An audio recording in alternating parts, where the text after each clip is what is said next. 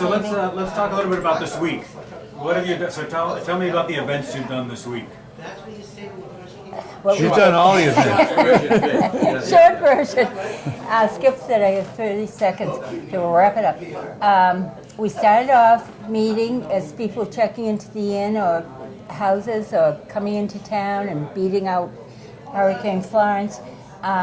We went over to TK O'Malley's. They told us we couldn't eat out on the patio because there's possible rain. We broke that rule right away. That was the first one. We're good at breaking rules. And we ended up out there and had a wonderful night. And then the next morning we were up to the high school to have a picture of, it might be a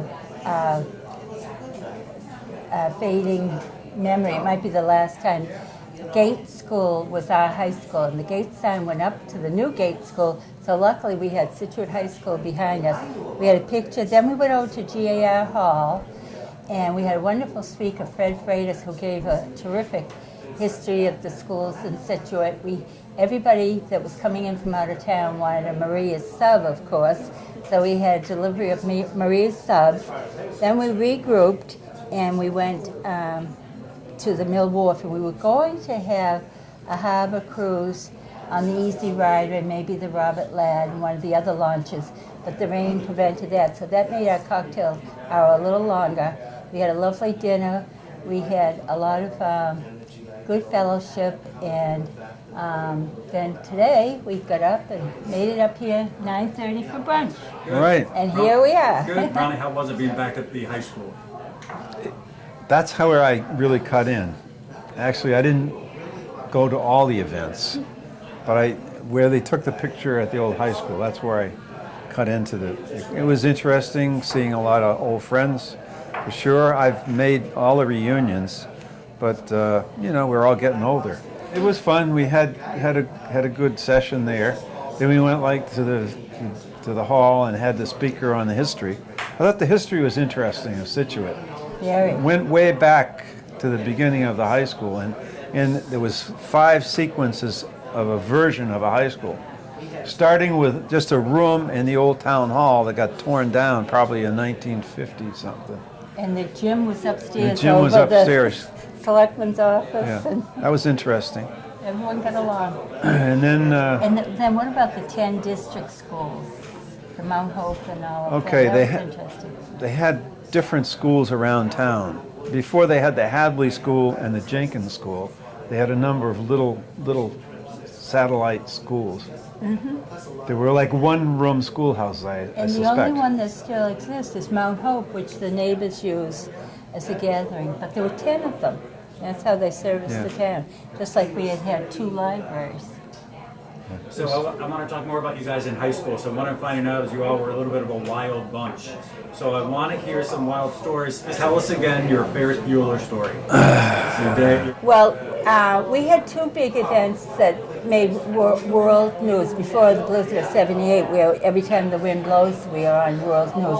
But in '56, we were at Nancy Ashley's house having a sleepover, and her brother came home and said, a big boat just went aground in Scituate Harbor. So we put trench coats on over our pajamas and went down, and we kept looking up, and we went, wow, that is some big boat. And it was a whole year of rescue. At first they thought they were going to scrap it, but they salvaged it. They built a channel and renamed it the SS Scituate, and went by. So that was one occasion that we were all involved. As juniors, we were sophomores that year.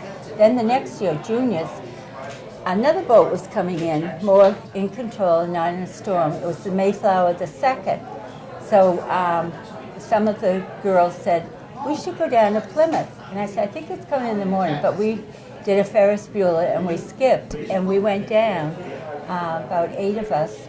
And we arrived, we ran into Dave Ward and a whole bunch of his pack. And we spent the day. But then that summer, Bonnie Leone, another one of our class guardian angels, came down with her Life magazine and said, hey, look at. Those guys in the shop and said, come on over here and you can go out to the Mayflower II. We never made it over to the shop, so we would have been on board the Mayflower II.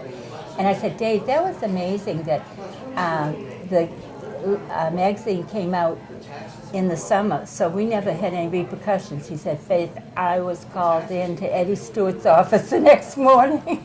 I guess he didn't keep a low profile. So those were two big events. And any Ronnie, other what about you? events? Wild I can stories? just add, the first ship you talked about was the Etrusco, and it was a winter storm in March. And I went down there and I saw them taking the sailors off with a breeches buoy. But the thing literally was, from where they were taking them, wasn't more than 30 feet. You looked up at this boat. It was really, it was a large tanker. And they all spoke Italian. And luckily, the Russos that lived at the end of the breakwater, they were the translators.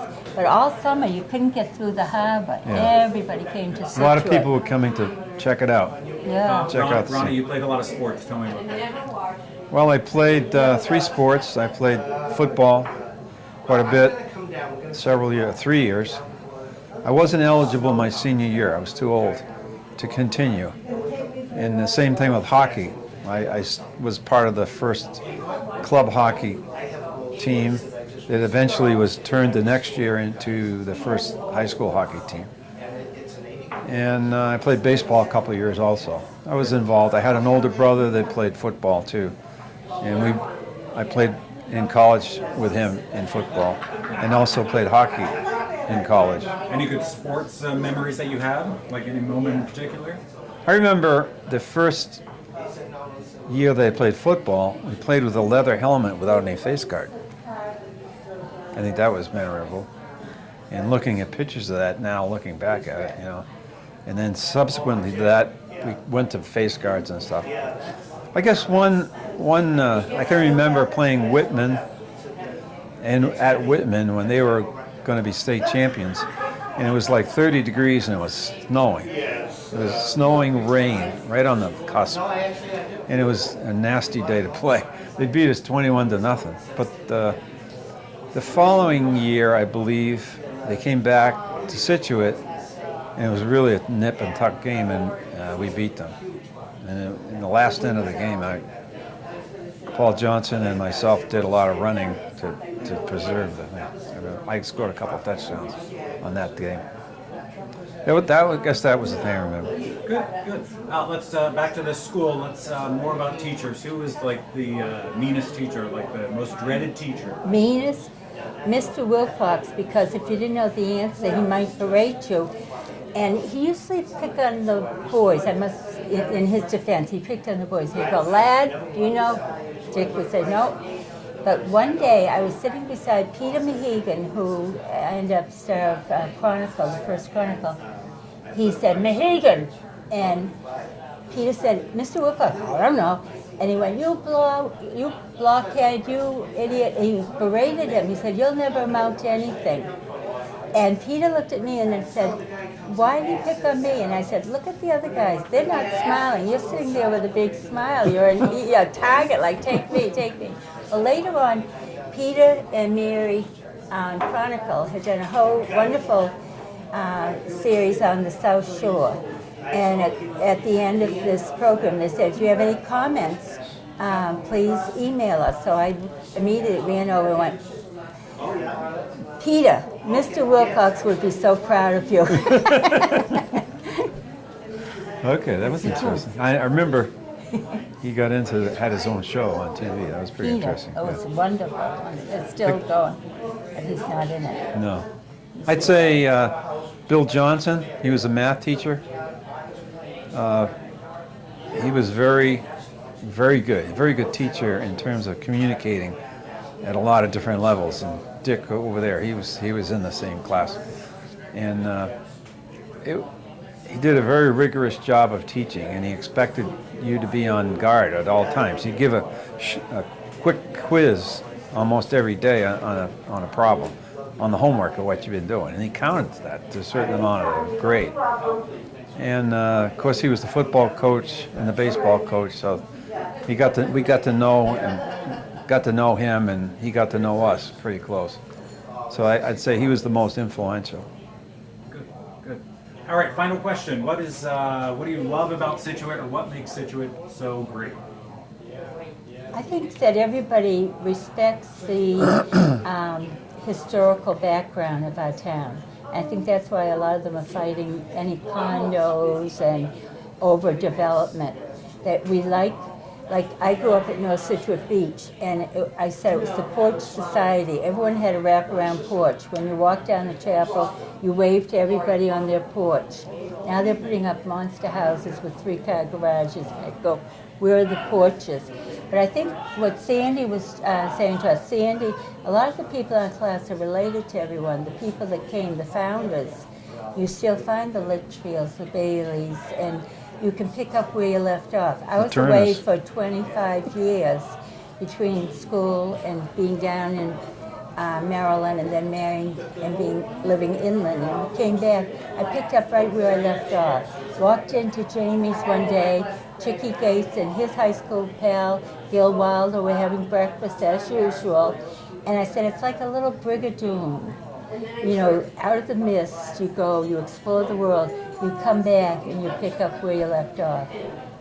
And we've all gone through a lot of things together, and we've shared memories, and we've lost 19 in our class. One just passed away Saturday. Her mother had been the nurse in our school. Wonderful, wonderful people. But you pick up, and the roots are deep here. That's what I'd say. What would you say, Ron? What would I say? Yeah. I moved away, actually. After high school, I went to college and lived in California and for some time, and then Connecticut. I came back to the Cape. But always I passed through here and from time to time and rode bikes. And I'm big in biking. I enjoy the development of the town. How it all started, my parents moved here in 1925 from Boston. And I was the youngest of 4 sons. And we all grew up here, and my parents, I was born in Cohasset, unfortunately, not Scituate. But I had Road nursing homes? Wherever there used to be back in the late 30s when I was born, Cohasset was the closest hospital. It was before the South Shore Hospital was developed. What brought your parents down here? In 1925, it was still kind of considered a country. Summer colony. It was near the Lawson Estate, down in that area. Yeah. What brought them is they lived in the city and they wanted to get out in the country. And they didn't have relatives here? No, they just moved here. They just took a ride one day and said, this is it. My grandfather and grandmother had a summer camp in Pembroke. So they were kind of familiar with the territory, general territory. Yeah. In fact, that's where my mother and father are buried, are in Pembroke with their parents. But I'm finding out a lot about my friends this week. But I'd say I enjoyed coming back here. I'm glad to be associated with the area. It's really developed well. I still own a lot down in Egypt someplace. But I don't. No, it's on. Yeah, I own a lot down that way, but I haven't done anything with it. It's not buildable until they put the sewer type down through there. So that's kind of probably my grandkids will maybe take advantage of it. Who knows? But I'll tell you, I have a connection here. I enjoy getting back here. I've lived a lot of places, and in comparison to Scituate, my wife and I live on the Cape now, and we came up and got off exit 13 and came down through Assinippie and down, 123, and looking at the houses and the trees. You don't see that on the Cape. It's really beautiful, natural beauty. And every blooming thing, the little place that you can buy stuff. Evie bought a couple of plants there, and the ones that she bought there really grow good on the Cape. The others, they don't last too long. So that's a real positive with Scituate. No, I enjoyed coming back, and I enjoyed my years growing up here. Ron was our treasurer, and so when we met, and he was on the committee, I said, you're our lifetime treasurer, and he's handled all the books. Right? We came out with a little extra change, didn't we, Ron? Yes. I'd never make that same mistake again.